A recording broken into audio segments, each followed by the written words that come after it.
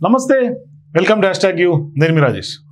ఆంధ్రప్రదేశ్ రాజకీయాల్లో జరుగుతున్నటువంటి పరిణామాలు చూసిన తర్వాత ఇప్పుడు వైఎస్ జగన్మోహన్ రెడ్డి అట్లాగే ఆ పార్టీకి సంబంధించినటువంటి వ్యవహారం అంతా అసలు నిజాలు వెలికి చూస్తున్నటువంటి క్రమంలో ఖచ్చితంగా ఇవన్నీ డ్రామాలుగా ఎలివేట్ అవుతూ ఉన్నాయి. సో ఈ నేపథ్యంలో రాజకీయంగా వైఎస్ఆర్సీపీ డ్రామాల మీద విస్తృత చర్చ జరుగుతోంది. ఓవైపు తిరుమలలో కూడా కావాలనే కొంత బురద జల్లే క్రమం కనిపిస్తోంది. పెద్ద ఎత్తున విమర్శల పాలవుతుంది కూడా ఇప్పుడు వైఎస్ఆర్సీపీ. ఈ నేపథ్యంలో మొన్న జరిగినటువంటి హెలికాప్టర్కి సంబంధించినటువంటి వ్యవహారమైన ఇప్పుడు తిరుమలలో జరుగుతున్నటువంటి రచ్చ విషయం తీసుకున్నా ఇవంతా కూడా ఒక రకంగా ప్రీ ప్లాన్డ్గానే అంత స్కెచ్ ప్రకారమే జగన్మోహన్ రెడ్డి ఆడిస్తున్నటువంటి డ్రామాలుగా రాజకీయ వర్గాల్లో విస్తృత చర్చ జరుగుతుంది. సో ఇట్లా సందర్భాల్లో నిజంగా ఇవి డ్రామాలు అని ఎందుకు అనాల్సి వస్తుంది అనేది మాట్లాడదాం. మనతో పాటు రవీంద్రబాబు గారు విశ్లేషకులు జాయిన్ అవుతారు, డిస్కస్ చేద్దాం. నమస్తే సార్. నమస్తే సార్. వైఎస్ఆర్సీపీకి సంబంధించినటువంటి వ్యవహారం కనుక చూస్తే వ్యవహారం ఒకటొకటి కనుక చూసుకుంటే గతంలో హెలికాప్టర్ చాపర్ వ్యవహారమైనా ఇప్పుడు తిరుమల జరుగుతున్నటువంటి రచ్చ విషయమైనా ఆ పార్టీ నాయకులు వరుసగా కామెంట్స్ చూసుకున్న రోజా కామెంట్స్ కానీ ఇట్లా చూస్తే ఎందుకో కొంత ఫ్యాన్ పార్టీ కొంత వరుసగా రాజకీయంగా కావాలని ఏదో ఒక అలజడి సృష్టించే వ్యవహారం ఏమైనా చేస్తోందని అనిపిస్తుంది. ఏమనిపిస్తుంది మీకు? ఇప్పుడు దీన్ని నిష్పక్షపాతంగా విశ్లేషణ చేస్తే ఆంధ్రప్రదేశ్ రాష్ట్రంలో అలజడి సృష్టించి డ్రామాలు ఆడవలసిన అవసరం ఎవరికి ఉంది? First question, straight question. రెండోది, మత విద్వేషాలను రెచ్చగొట్టే విధంగా ప్రతిసారి డ్రామా ఎందుకు ఆడుతున్నారు అనేది ఆలోచిస్తే మీరు ప్రస్తావించారు చాపర్ హెలికాప్టర్ విషయంలో. చెప్పన్ ఏవియేషన్ అకాడమీ వాళ్ళ దగ్గర హెలికాప్టర్ హైర్ చేశారు జగన్ గారు రాప్తాడు పర్యటనకి. అదొక సంఘటన జరిగింది కాబట్టి మీరు అన్నారు కాబట్టి చెప్తున్నా. అక్కడ ఏం జరిగింది, హెలికాప్టర్ హైర్ చేసినప్పుడు వాళ్ళ హైరింగ్ కండిషన్స్ ఒకసారి పోలీసు వాళ్ళు విచారణలో తేల్చిన అంశం ఏంటంటే వాళ్ళు ఓన్లీ బెంగళూరు నుంచి డ్రాపింగ్కి మాత్రమే మాట్లాడుకున్నారు, రిటర్న్ మాట్లాడుకోవాల. మరి ఇప్పుడు వీళ్ళు చేసిన రచ్చ ఏంటి? హెలికాప్టర్ డ్యామేజ్ చేశారు, శాంతి భద్రతలు పోలీసులు కంట్రోల్ చేయలేక అందుకని నేను రోడ్డు మార్గంలో వెళ్లాల్సి వచ్చింది, పోలీసులు ఫెయిల్యూర్, ప్రభుత్వం ఫెయిల్యూర్. ఇది కదా కంక్లూడ్ చేసింది, రచ్చ చేసింది ఇదే కదా. వాస్తవం ఏంటి, హెలిప్యాడ్ దగ్గరికి జనాన్ని మొబిలైజ్ చేసి మెసేజ్లు పెట్టి వాట్సాప్ గ్రూపుల్లో పిలిపించింది ఎవరు? అక్కడ ఉన్న ప్రకాష్ రెడ్డి అనే తోపుతుది ప్రకాష్ రెడ్డి అనే అతను అనేది పోలీసులు తేల్చేశారు.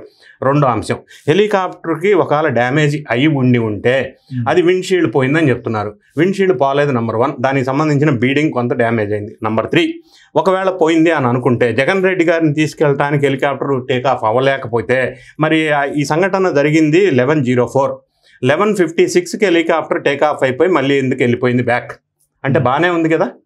రెండో అంశం, ఆ హెలికాప్టర్లో దాంట్లో విఐపీలను క్యారీ చేయరు అనేది వైసీపీ వాదన. ఇంకా వస్తున్నా. రెండో అంశం, ఆ చెప్పన్ ఏవియేషన్ అకాడమీ హెలికాప్టర్ వాళ్ళు ఇంట్రాగేషన్కి ఇన్వెస్టిగేషన్కి విచారణకి ముందు సహకరించలేదు.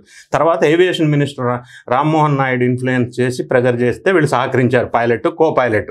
రెండో అంశం, హెలికాప్టర్లో ఒక బ్యాగ్ మిస్ అయింది అన్నారు. ఆ బ్యాగ్లో ఏముంది, ఎవరిది ఆ బ్యాగ్, ఎక్కడ మిస్ అయింది, ఎందుకు మిస్ అయింది, అసలు ఆ బ్యాగ్ కథ ఏంది, దాన్ని మరుగున పరిచారు.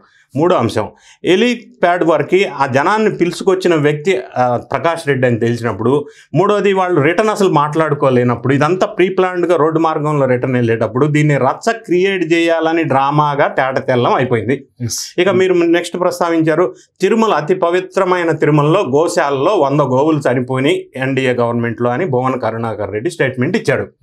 నేనేమంటానంటే, బొమ్మన కరుణాకర్ రెడ్డి మాజీ దేవస్థానం చైర్మన్గా పనిచేశారు. ఆయన దగ్గర బహుశా సమాచారం ఉండి ఆ విధంగా మాట్లాడి ఉండవచ్చు అని అనుకుంటే, ఈయన దగ్గర సాక్ష్యాలు ఉంటే, ఎవిడెన్సెస్ ఉంటే పోలీసులకు కేసు పెంచి వాళ్ళకి డాక్యుమెంట్స్ సబ్మిట్ చేసి విచారణ చేపించి వెలుగులోకి తీసుకొచ్చి బ్లేమ్ చేసేది ఉండే, గవర్నమెంట్ని అప్రిషియేట్ చేసి ఉండే వాళ్ళందరూ. అట్లా చేయకుండా సున్నితమైన అంశాల్లో ప్రజల్లో మత విద్వేషాలు రెచ్చగొట్టవలసిన అవసరం ఎందుకు? మత విద్వేషాలన్న మాట ఎందుకు వాడానంటే, మొన్న ఈ మధ్య పాస్టర్ ప్రవీణ్ విషయం హత్య అని గగ్గోలు ఎవరు పెట్టారు? అక్కడ మత విద్వేషాలు రెచ్చగొట్టిన మాట వాస్తవం కాదా? అది రోడ్ యాక్సిడెంట్ అని పోలీసులు డిసైడ్ చేసి కంక్లూడ్ చేశారు కేసు. మరి అక్కడ జరిగింది. ఇక్కడ తిరుమలలో గోవులు 100 చనిపోయినాయి అని వీళ్ళు చెప్తున్నారు. ఇదంతా అసలు విషయం ఏంటంటే, జగన్ రెడ్డి గారు పరిపాలించిన అన్య మతస్థులు పరిపాలించిన దేవస్థానంలో ఉన్నత పదవుల్లో ఉన్నవాళ్ళు వీళ్ళు. వాళ్ళ హయాంలో గోశాల అనేది తిరుమలలో నాకు తెలిసి 1956 నుంచి తిరుమల తిరుపతి దేవస్థానం వాళ్ళు పవిత్రంగా భావిస్తూ దాన్ని పోషిస్తూ వస్తున్నారు. 2668 గోవులు ఉన్నాయి, అందులో 260 ఎంప్లాయీస్ పనిచేస్తూ ఉన్నారు. ఈ గోశాల కోసం 400 ఎకరాలు అక్కడ మేనేజ్ చేస్తూ పెద్ద ఎత్తున పవిత్ర కార్యంగా దాన్ని భావిస్తూ చేసుకుంటూ వచ్చారు. మరి ఇదే కరుణాకర్ రెడ్డి అన్యమతస్థుడు అని చెప్పి పెద్ద ప్రచారం జరుగుతూ ఉంది. అతను గతంలో తిరుమల గురించి మాట్లాడిన మాటలు ఇప్పుడు సోషల్ మీడియాలో ట్రోలింగ్ అవుతూ ఉన్నాయి. తిరుమల పైన నల్లరాయి నేను చెప్తూ కొడతా అన్నాడు వెంకటేశ్వర స్వామిని. మరి అటువంటి వ్యక్తి దేవస్థానం చైర్మన్గా పనిచేసినప్పుడు గోశాలలో కాంట్రాక్ట్స్ అన్నీ కూడా వాళ్ళ మనిషికి జియో కాంట్రాక్టర్ అని ఒక కాంట్రాక్టర్కి ఇచ్చారు. ఏది గోవుల ఫీడింగ్ కానీ, తర్వాత హైజీనింగ్, హౌస్ కీపింగ్ కానీ, వాళ్ళకి ట్యాబ్లెట్స్ కానీ, గోవులకి ఇచ్చే ట్యాబ్లెట్స్ మొత్తం ఎక్స్పైరీ డేట్స్ అయిపోయిన ట్యాబ్లెట్స్ ఇచ్చారని చెప్పి విజిలెన్స్ రిపోర్ట్లో వచ్చింది 2023. ఆ విజిలెన్స్ రిపోర్ట్ బయటకు వస్తే వీళ్ళ బండారం ఎక్కడ బయట పడుతుందో అని ఆందోళనతో కూడిన టెన్షన్ వల్ల ఈ డ్రామా క్రియేట్ చేశారా నంబర్ 1. నంబర్ 2, బొమ్మన కరుణాకర్ రెడ్డి తిరుపతి ప్రాంతంలో అక్రమాలు భూదందాలు చేశారు. అవి వెలుగులోకి వస్తూ ఉన్నాయి. ప్రాథమిక విచారణ అయింది. అవి వెలుగులోకి రాకముందే కొత్త డ్రామా క్రియేట్ చేశారా. నంబర్ 3, ఇదే రోజా, ఆర్కే రోజా ఈ సందర్భంలో మాట్లాడుతూ ఏం మాట్లాడారు ఆమె? ఒకటి, ఆడంగులు ఎన్డీఏ వాళ్ళు అంది. ఒక ఆడ మనిషి అయ్యుండి, మాజీ మంత్రిగా పనిచేసిన ఆమె అయ్యుండి ఆడవాళ్ళని కించపరిచే మాట కాదా ఇది? ఆ మాట్లాడొచ్చా? రెండో అంశం, ఆమె తాగొచ్చి మాట్లాడింది అని పెద్ద ట్రోలింగ్ జరుగుతూ ఉంది. తాగిందో లేదో నాకు తెలియదు, నేను చూడలేదు. మూడో అంశం, పవన్ కళ్యాణ్ కొడుకు దేవుని పనిష్మెంట్ అంది. ఎందుకు పనిష్మెంట్?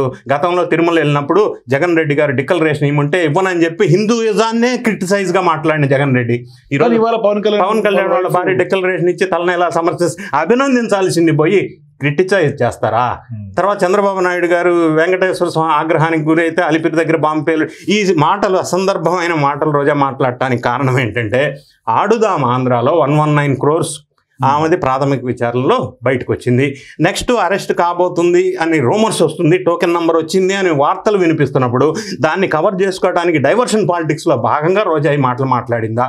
లేకపోతే రోడ్డు మీద ఉండి రచ్చ చేయకుండా గోశాలకు వెళ్ళి పరీక్షిద్దాం, మీరు మంది మార్బలంతో రాకుండా కొంతమంది లిమిటెడ్ వ్యక్తులు వస్తే చూడటానికి వీలవుతుందని ఎన్డీఏ గవర్నమెంట్, టీడీపీ వాళ్ళు చెప్పారు. మరి వీళ్ళ పని చేయకుండా రోడ్డు మీద పడుకొని ఎందుకు రచ్చ చేయాల్సి వచ్చింది?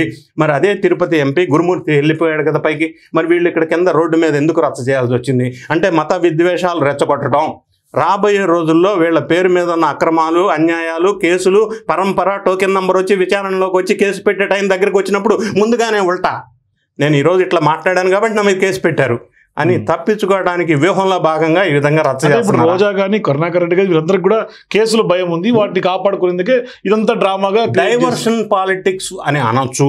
ఆ కేసుల నుంచి తప్పించుకోవడానికి, అంటే నాకు ఇలా మాట్లాడాను కాబట్టి కేసు పెట్టారని ఇంకొక రకంగా డైవర్షన్ చేసుకెళ్ళటం కోసం కావచ్చు.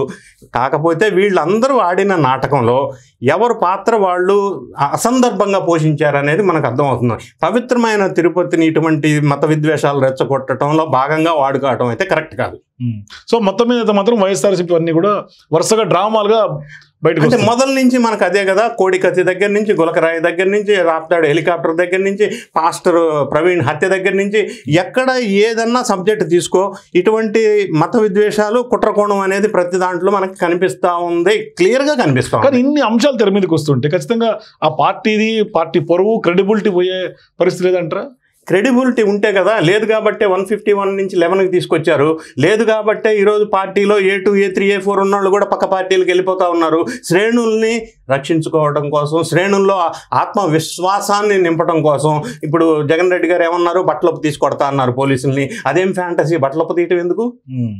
అంటే ఇవన్నీ కూడా అసందర్భమైన వ్యాఖ్యలు చేస్తూ శ్రేణులు ఉత్తేజపరిచే దాంట్లో భాగంగా కొన్ని మత విద్వేషాలను రెచ్చగొట్టే విధంగా చేయటం అనేది తప్పు అని నేను చెప్తాను. Thank you sir. సో మొత్తం మీద వైఎస్ఆర్సీపీ అన్ని కూడా రాజకీయ ఎత్తుగడలు ఖచ్చితంగా ఏదో అలజడి సృష్టించబోయి ఇప్పుడు మొత్తానికి పార్టీ సీన్ రివర్స్ అవుతున్నటువంటి పరిస్థితి స్పష్టంగా కనిపిస్తుంది. సో మీరు కూడా వైఎస్ఆర్సీపీ డ్రామాలన్నింటినీ కూడా ఖచ్చితంగా ఎట్లా ఇవాళ సీన్ రివర్స్ అవుతున్నాయి, ఏ విధంగా బహిర్గతం అవుతున్నాయి, మీ అభిప్రాయాల కింద కామెంట్స్ ఇప్పుడు తెలియజేయండి. For more videos please watch #.